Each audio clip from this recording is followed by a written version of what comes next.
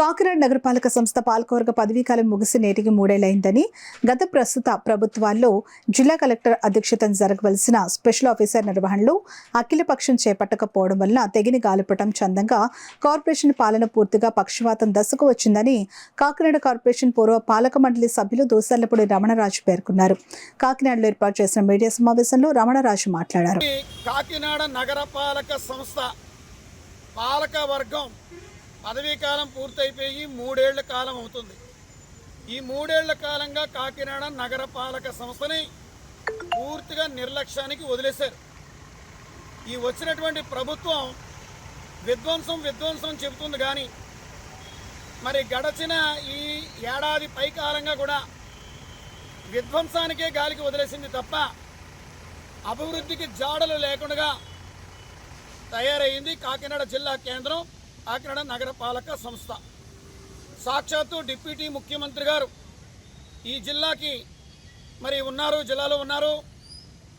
మరి అదేవిధంగా జిల్లా ఇన్ఛార్జి మంత్రిగా మున్సిపల్ శాఖ మంత్రి గారు ఉన్నారు.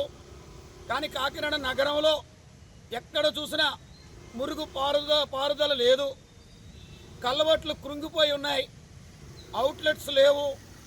పెద్ద మార్కెట్ కానీ, రైతు మార్కెట్ కానీ, ఆర్టీసీ కాంప్లెక్స్ కానీ, సాక్షాత్తు శ్రీమారెడ్డి మున్సిపల్ కార్యాలయం కానీ సమస్తం కూడా దుర్గంధంతో ఉన్నాయి. అన్ని వీధులు కూడా చెత్తలతో నిండిపోయి ఉన్నాయి. గతంలో ప్రభుత్వాన్ని చెత్త ప్రభుత్వం అన్నారు, మరి చెత్త మీద పన్ను విధించారన్నారు. ఇప్పుడు చెత్తలు తరలించే ప్రభుత్వంగా ఏమాత్రం కూడా చర్యలు లేవు. మరి కాకినాడ నగరపాలక సంస్థకు సంబంధించి గత 2 ప్రభుత్వాల హయాంలోనూ కూడా ప్రభుత్వం ఇతర ప్రభుత్వ శాఖలకు వాడుకున్నటువంటి నిధుల్ని వెనక్కి ఇవ్వలేదు. పైగా స్మార్ట్ సిటీలో 180 కోట్ల రూపాయల పెండింగ్ నిధులు కూడా ఈ ప్రభుత్వం ఇప్పటికీ ఇవ్వలేదు. కేంద్ర రాష్ట్ర ప్రభుత్వ కార్యాలయాల బకాయిలు 70 కోట్ల రూపాయలు పెండింగ్ ఉంటే వాటిని విడుదల చేయలేదు. 3 ఏళ్లుగా ఎన్నికలు లేకపోవడం వల్ల 30 కోట్ల రూపాయల ఆర్థిక సంఘం నిధులు రాలేదు. మరి ఈ విధంగా ఉంటే కాకినాడ పక్షపాతం వచ్చినట్టుగా అచేతన స్థితిలో ఉంది.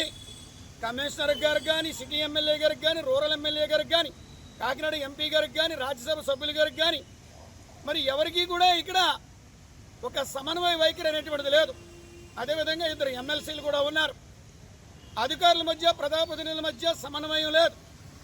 జిల్లా కలెక్టర్ గారు చాలా మంచివారు అయినప్పటికీ ఇక్కడ సమావేశం నిర్వహిద్దామని ఆలోచన చేసినా అఖిలపక్ష సమావేశం ఇక్కడ నిర్వహణ జరగనివ్వలేదు.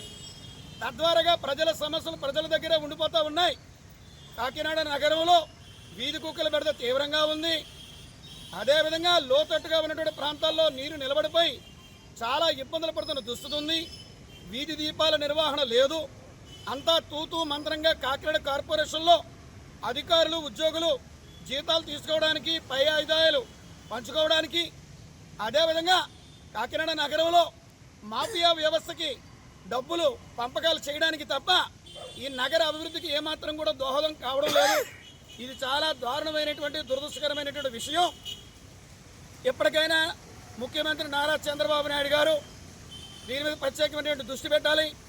డిప్యూటీ ముఖ్యమంత్రి పవన్ కళ్యాణ్ గారు జిల్లాకు వచ్చినప్పుడు ఈ జిల్లా హెడ్ క్వార్టర్లో 3 రోజుల పాటు ఉండి ఈ పౌర వ్యవస్థలను మెరుగుపరచాలని ఈ పురపాలక మాజీ సభ్యుడిగా ప్రజల తరపున డిమాండ్